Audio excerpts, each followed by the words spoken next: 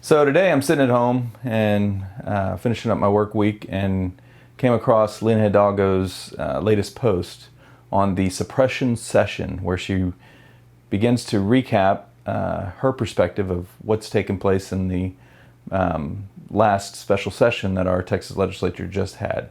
So I'm going to go ahead and kind of watch the video and kind of interject maybe a different perspective. So please join me as we go through this video together. Terrible bills are becoming law in the state of Texas. They are taking important issues to the very extreme on the wrong end of things. They're taking this state back in time, and here's how. So first of all, we see that her perspective is very extreme bills are taking us way back into time. That's the premise of her, the following thoughts that are about to proceed. So she's already speaking in hyperbolic language or hyperbole to try to alarm folks and get people up at arms and afraid of what's going on. So let's see where she goes. They're encouraging intimidation of voters at the ballot box, like the days of Jim Crow. Intimidating voters at the ballot box, like in the days of Jim Crow. So let's just be clear here. The days of Jim Crow. So you couldn't drink at the same water fountain. White racist men in power would not even give voters, black voters, voting cards. So I just want to be straight here that she is saying that today what we're seeing, the bill that just passed, is taking us back to a time when black people could not even vote. So, okay, let's take her at her word. Let's wait to hear the evidence. They're essentially banning abortion, like before the Roe versus Wade ruling. So they're outlawing abortion, which that would be great if we were. I mean, let's be real here. Outlawing murder, right? Legalize murder and taking of innocent life. 55,000 preborn children in the state of Texas every year. They're allowing pretty much anybody to carry a gun openly. No permitting, no training, just like the Wild West. And then she goes on to say that we are not permitting the carrying of firearms. Well, of course not. We live in America where you have a constitutional right to carry a gun.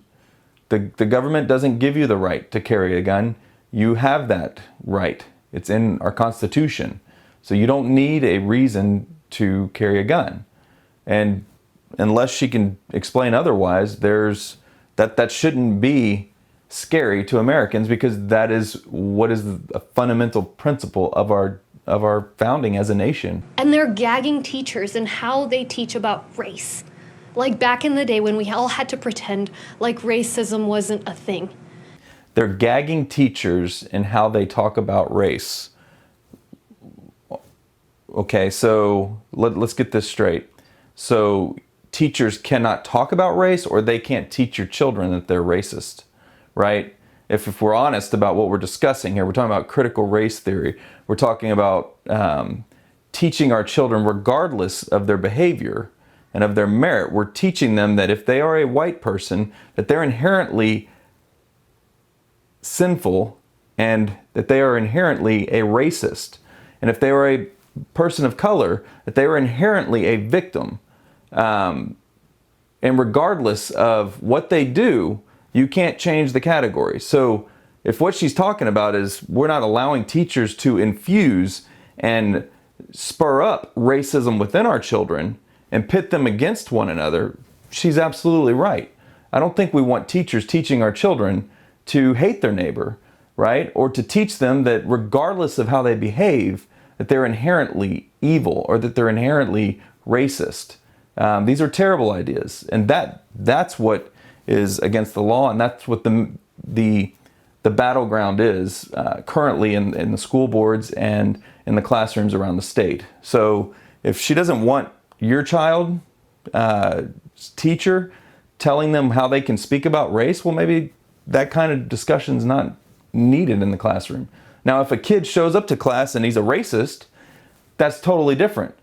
Obviously, the behavior is not going to be, pushed aside. Any racist or hateful or violent behavior in the classroom That's never been off the table. That's completely on the table. Completely, we need to address racism if it is being demonstrated in the classroom. But that is not what's being discussed.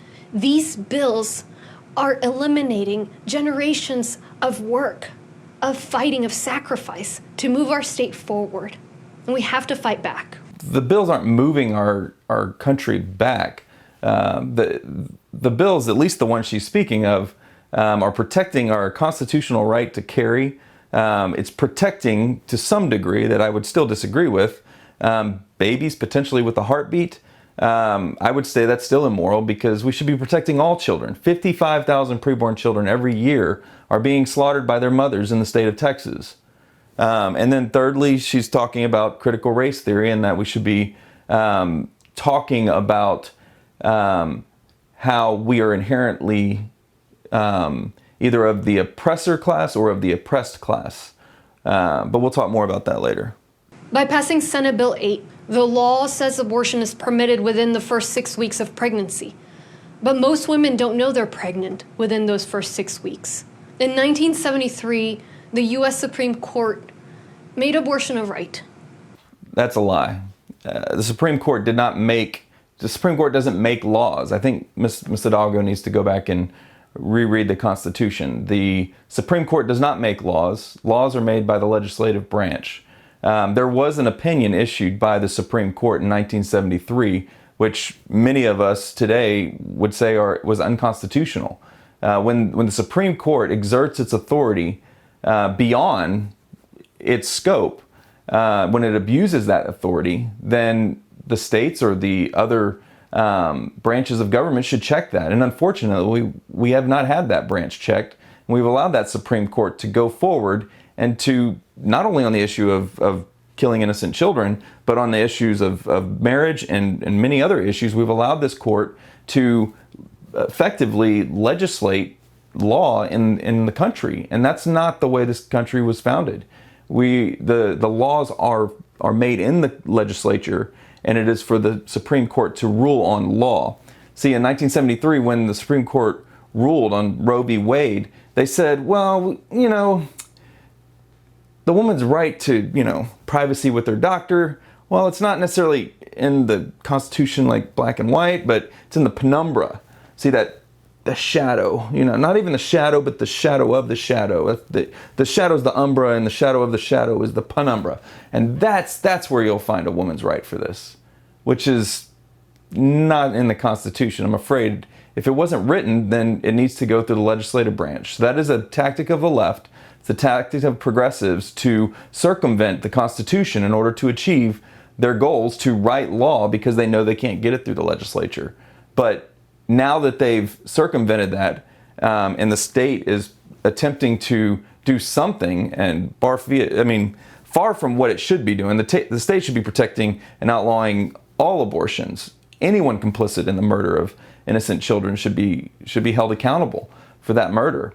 But as she would state here, the Supreme Court made it law. No, that couldn't be further from the truth. It is not the law of the land. It may have a legal precedence, and that may be a long-standing, accepted practice in America, but that doesn't mean it's the law. We have lived and allowed it to unofficially be the law of the land. And today, we need to step up as a state of Texas and continue to assert our constitutional right as a state to protect and defend any and all preborn children within the state of Texas. But now Texas is trying to take us back to a time of back alley abortions, to the dark ages when untold numbers of women died trying to get through botched procedures. So now she's appealing to us because this bill is going to cause more back alley abortions. But let's get this straight. Abortion is such a pleasant word because it doesn't really describe what we're talking about here.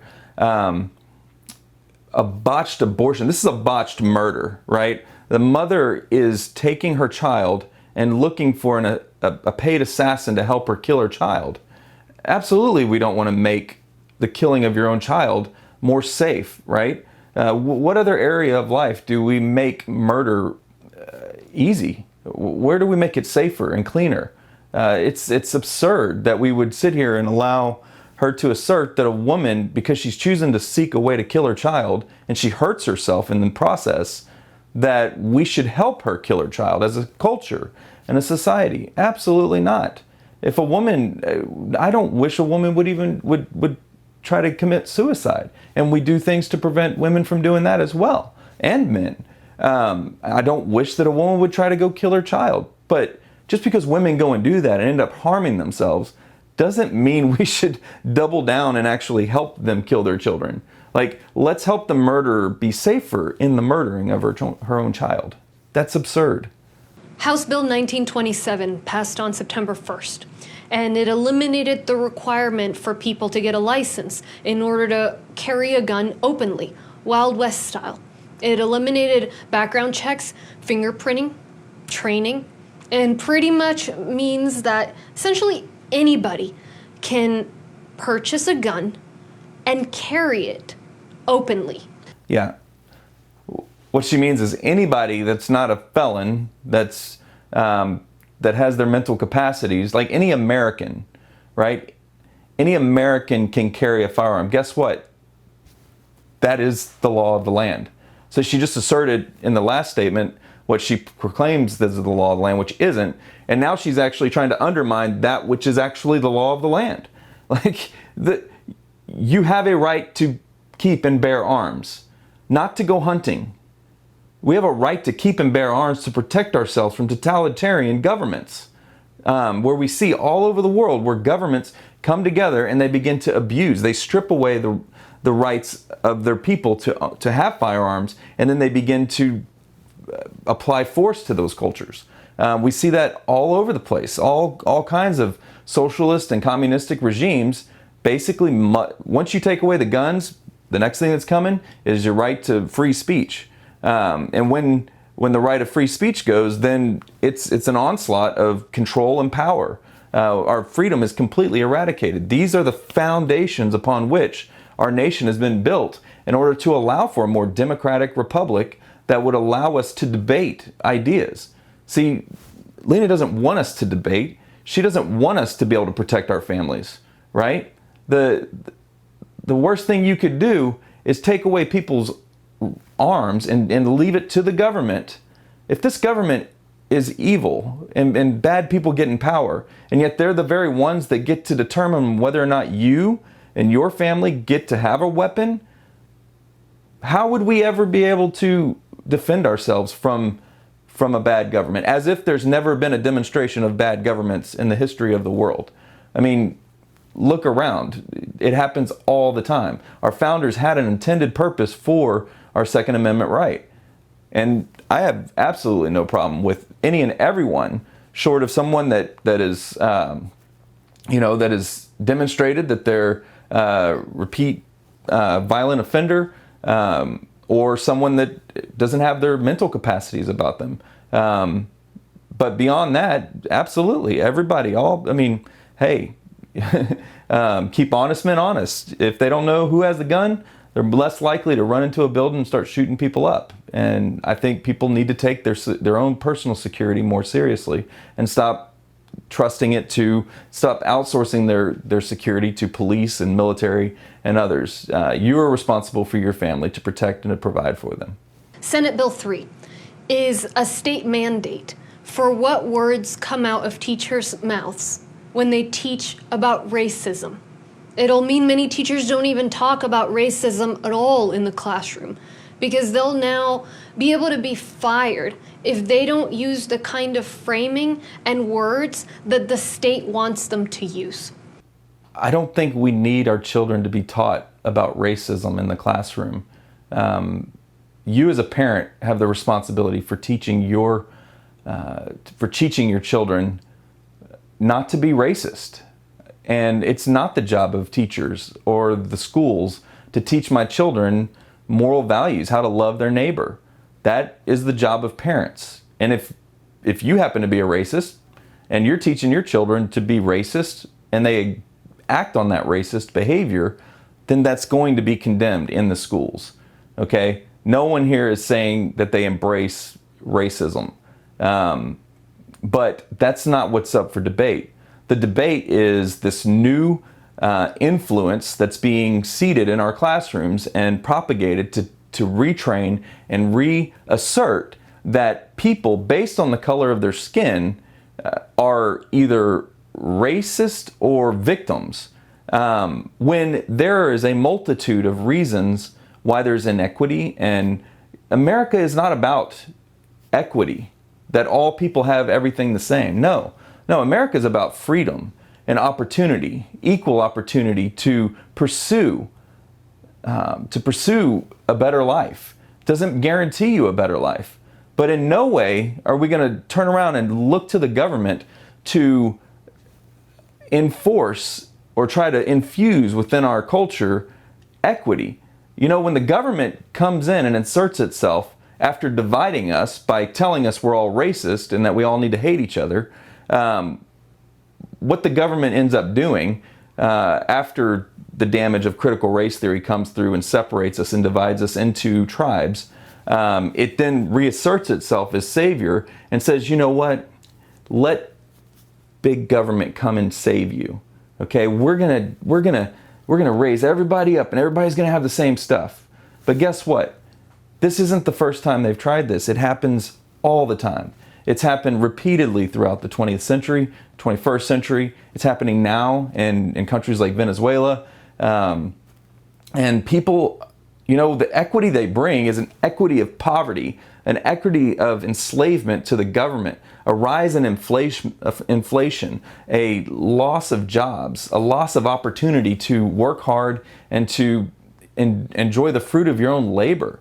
No, what critical race theory and Marxism in general teaches is that from those according to their ability to those according to their need.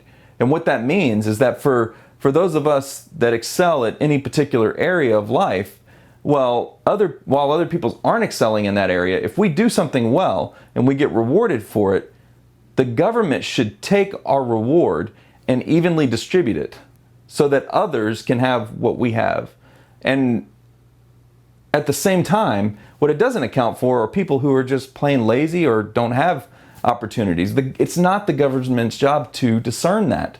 See, there are people that are in need, and I give you that. But I don't trust the government to distribute wealth. No, that's the job of communities and families to assess the needs of people within the community. If somebody is down on their luck or lost their job, or if they can't figure out, you know, how to provide for themselves, that's where we have people that are giving. We have organizations and nonprofits and ministries that help to feed people and clothe people, and job training programs to help people get back up on their feet. What we don't need to do is turn around and feed the beast, the federal beast, to turn around, collect all our money, redistribute it in a very inefficient and ineffective way, only to devalue that currency and basically inflate our currency so that it costs more to survive, further enslaving more of us. So anyway, no, critical race theory is not just about racism. It's about dividing us into tribes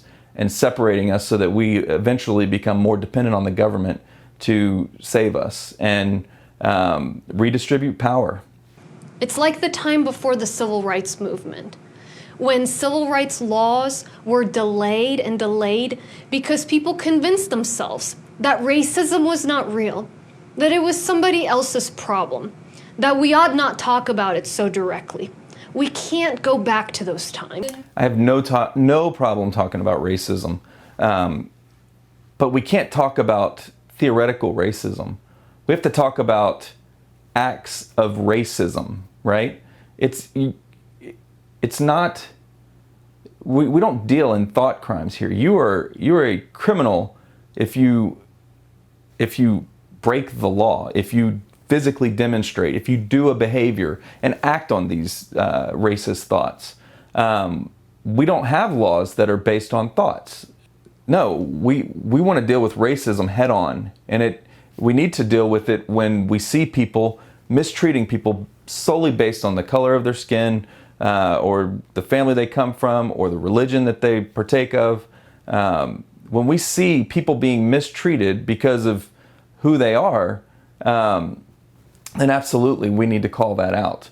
But you can't assert that people, just because they're merely different culturally, that they cannot live together peacefully. We do that all the time, and we have been doing that. So for her to assert that that we're not allowing people to talk about racism, no, let's talk about racism, but let's talk about actual racist behavior. And let's not just stir up and instigate and try to provoke people to anger and to hate, using their imagination to think about ways somebody may be racist when they have no evidence of the sort. We need to condemn acts of racism, and I think widespread as a culture we do that, and we need to continue to do that. On voting, the new law adds fear to the voting process. It adds a spectacle of fraud and criminality to voting. It overempowers poll watchers, lets them get as close as they deem necessary to voters as they cast their ballot. It intimidates people who assist voters with disabilities, for example. It creates severe criminal penalties for innocent mistakes that routinely happen and that are usually dealt with efficiently and quickly by local election officials. It limits voting hours, bans 24-hour voting, and drive-through voting. It is extreme. Guys, the election laws, it couldn't be further from the truth. First, she's asserting that poll watchers are intimidating not only the voter, also intimidating the assistant helping the voter. I can tell you on the first 2 points, a poll watcher cannot even talk to a voter. But the poll watcher does have the opportunity to watch the clerks and the precinct judge and basically have a check and balance there between the various parties to assert that, or to affirm that there is a fair election going on. To say that's intimidation, she hasn't proven her point. To say that a poll watcher is doing their job, like their job is to watch. They have to be within a certain proximity in order to watch, right? To say that a person is 50 feet away behind, in a room where they can't see or hear anything, that's not a poll watcher. So the bills actually give poll watchers the ability to do what the name suggests, to actually watch what's going on.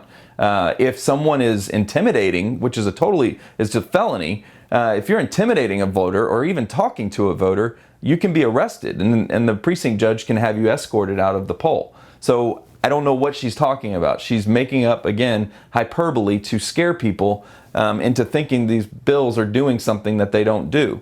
In regards to limiting the number of voting hours, the drive-through voting, first of all, we didn't have any drive-through voting prior to the 2020 election, and it came out so fast. There are some concerns with the way it's being done. Understand, there are people full-time that pick voters up and take them to get votes, and under our election law, you cannot have people assisting you in how you vote. You can't have people vote for you. That is against the law. And when we have people going through drive-through voting, or we have people voting late into the night, understand there is ample opportunity to get to the polls. There are states that have much more stringent voting laws. So to act like these are draconian laws that are basically kicking people out and not giving them any opportunity to vote, that's absurd. There are plenty of opportunities to, who needs to vote at 1 a.m. in the morning? I mean, it's not like there's one day to vote. If it was a one-day vote, then 24/7, I get it. But you're talking about like 3 weeks of early voting and then election day, and now you can vote anywhere. You don't have to vote in your own precinct. I don't know what she's talking about. Like, she's just making stuff up to scare people. And there's a vigilante angle to all of this. They're turning back time, but they're also pitting us against each other, creating vigilantes at the ballot box when partisan poll watchers can breathe down voters' necks as they cast their ballot. Vigilantes at the poll box. So first of all, any candidate is afforded the right under state law to have poll watchers there.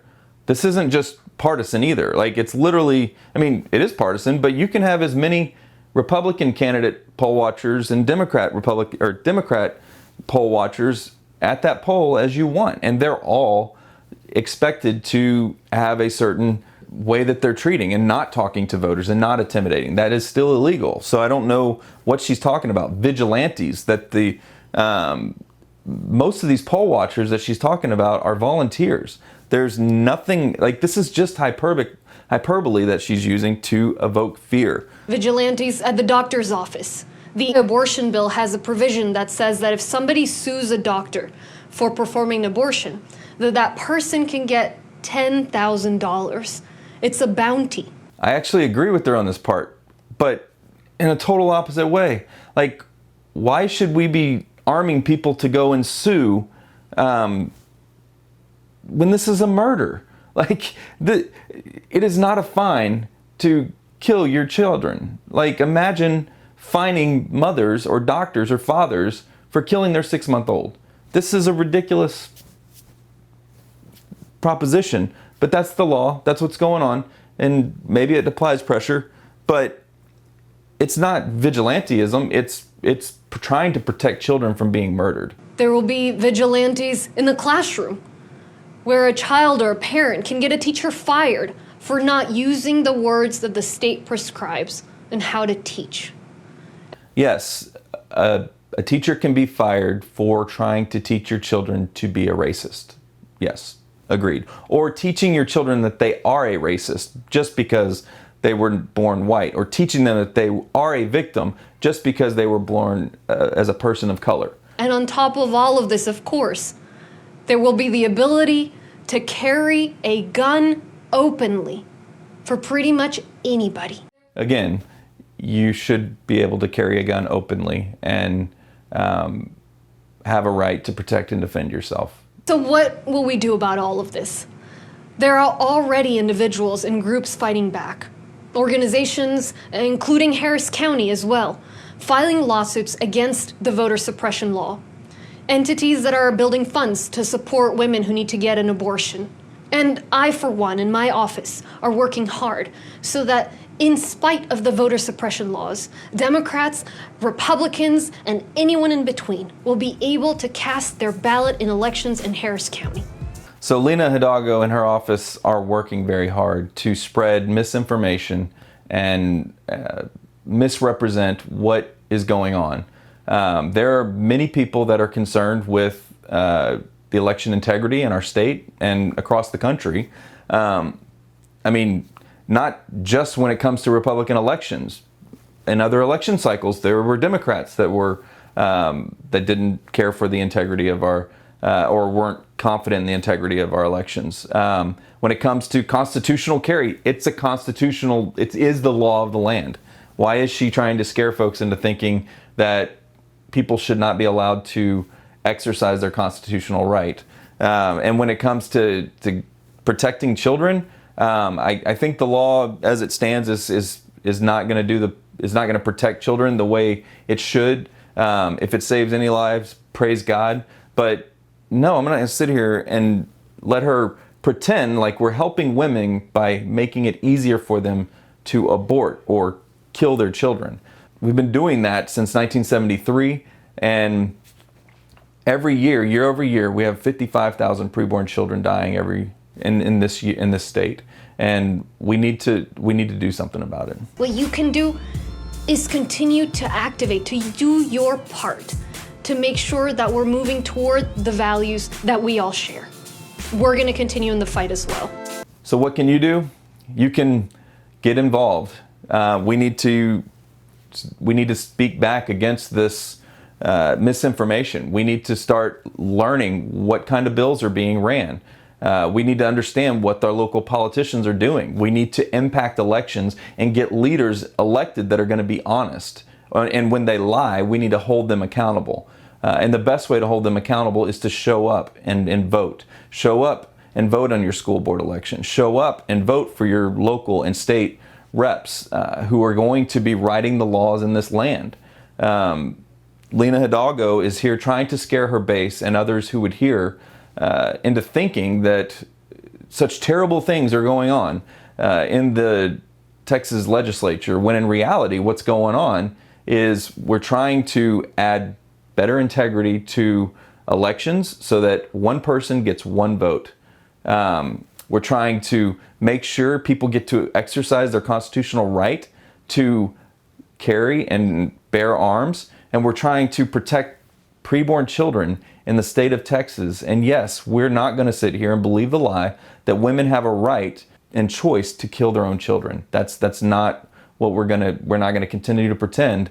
They want a right to choose what to do with their own body. That's fine, but they got to understand there is a body inside of their body, and they don't have a right to kill their own children. So ask yourself, what can you do? Do you need to be going to school board meetings? Do you need to be paying attention to the commissioner's court? Do you need to get active in your local party and influence that party towards your values? I would encourage you, figure out who your elected officials are and ask how are they voting and what are they voting for. They work for you, and they get away with doing a whole lot of things that you would not believe. And my encouragement to you today is to get active, don't continue to believe the lies, get informed, and we'll see you at the ballot box.